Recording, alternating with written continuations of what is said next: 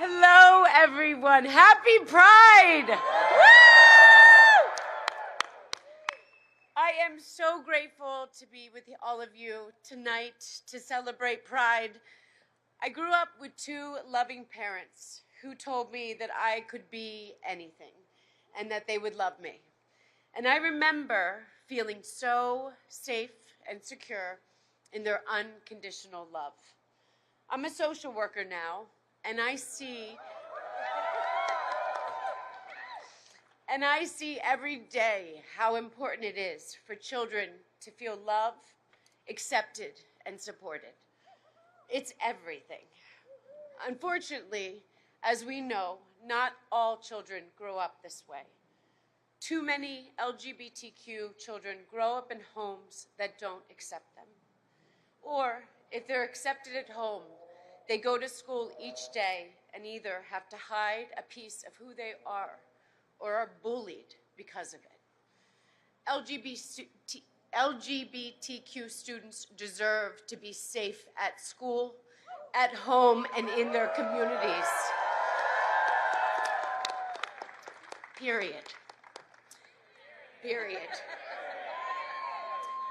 They should never, ever have to endure violence or cruelty because of who they are. My parents know that. It's why my dad has built the most pro-equality administration in history.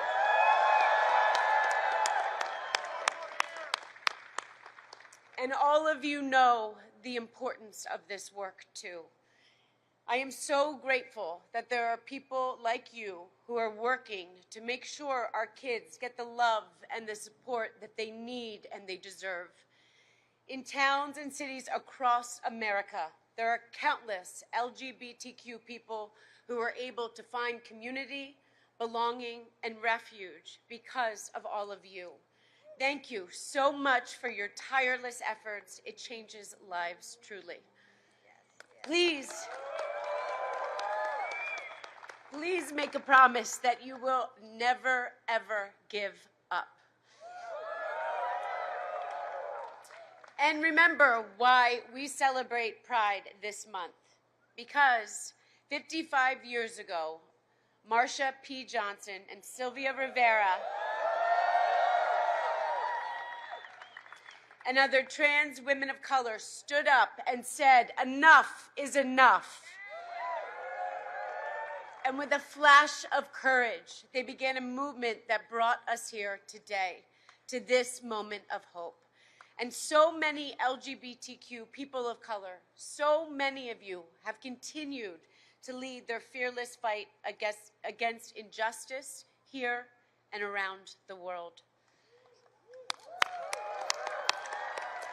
And now I would like to introduce the woman who taught me how to be myself, who loved me unconditionally, who has showed me in so many ways how I can make a difference, and who works every single day tirelessly to ensure that all people have the opportunities and freedoms that they deserve.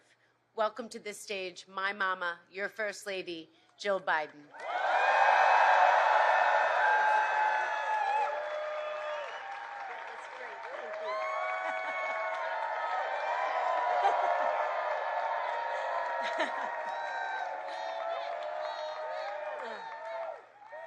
She's pretty amazing, isn't she?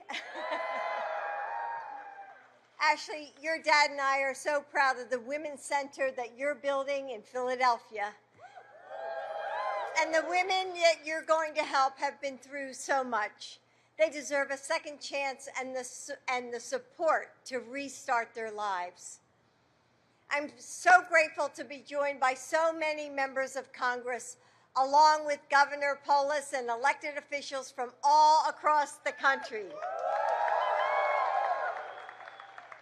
And we also have with us incredible leaders in Joe's administration like Secretary Buttigieg and Chaston, wherever you are. And to the Gill Foundation, thank you for making this moment possible. Joe and I are so grateful for Tim and Scott's friendship and vision. And DJ Trife? Oh, there he is. Didn't he do a great job? Oh my gosh. DJ, you created the perfect, joyful soundtrack for this event. So, yeah, give him another round of applause. He did an amazing job. And he's here with his mother. So I'm so happy to be here with my daughter as we celebrate your families. Those families that you're born into, the ones you build, and the ones you choose. Looking out at all of you, I see America. And it's an honor to welcome you to our home. But home isn't always a place. It doesn't always have an address or a parking spot. It isn't just four walls with just the right color couch inside. Sometimes home is the bonds we build through choice and chance, the communities that we create together.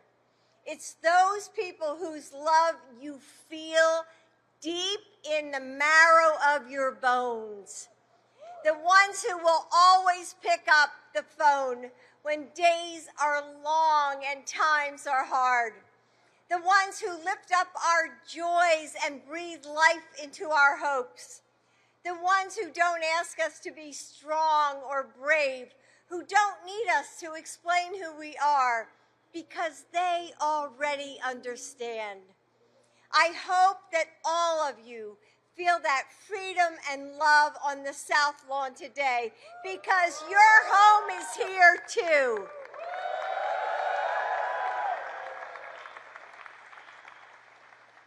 But even as we celebrate, we know that this community is under attack.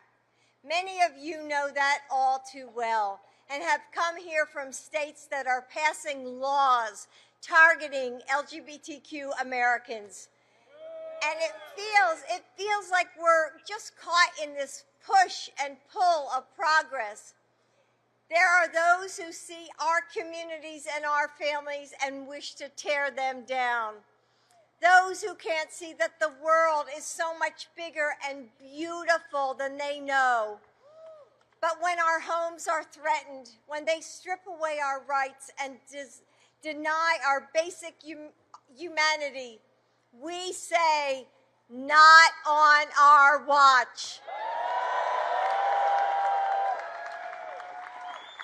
Pride is a celebration, but it's also a declaration that we will not be silenced, that we will show up for ourselves and for our country and for each other.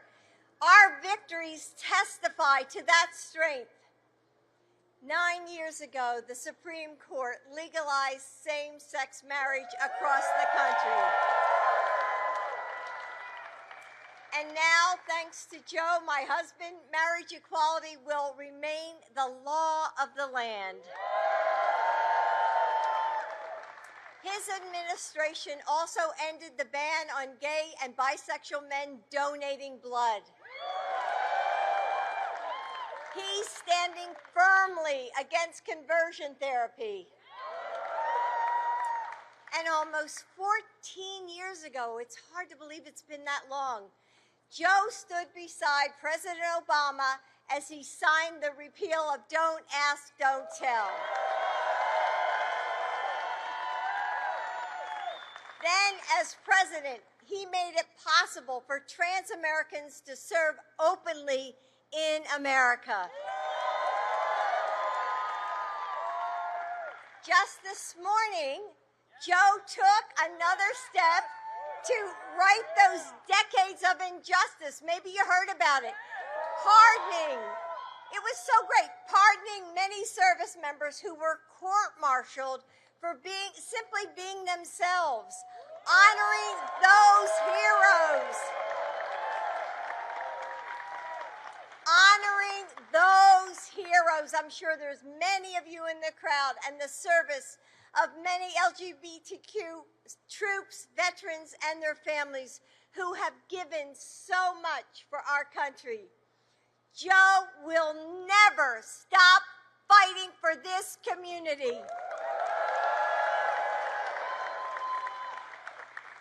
These are big victories, ones that bloom across history. But our triumphs live in the small moments too. Moments that would have been unimaginable a decade ago. Walking down the street without fear. Co-workers who use your chosen name and pronouns. Kids with 2 moms and 2 dads on the playground.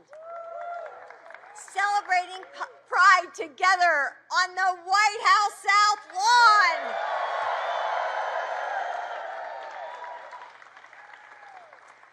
Yes, outside those gates are those who want to send our country backwards.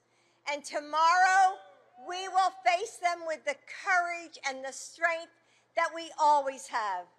But today, we're here to find joy, to feel at home, to be free, to say loud and clear that you belong.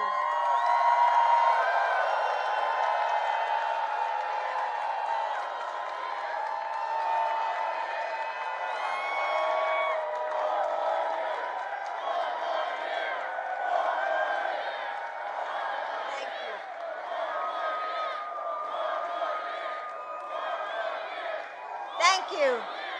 Thank you. Thank you. Thank you. Thank you.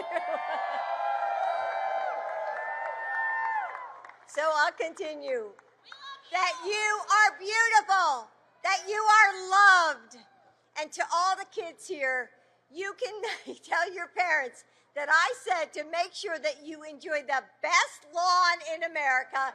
Eat some good food, run through the grass, do cartwheels, have fun. And when you leave here to go back into a place that still needs so much change, just take all of that with you. Let it be a reminder that you don't face these battles alone. You are never alone.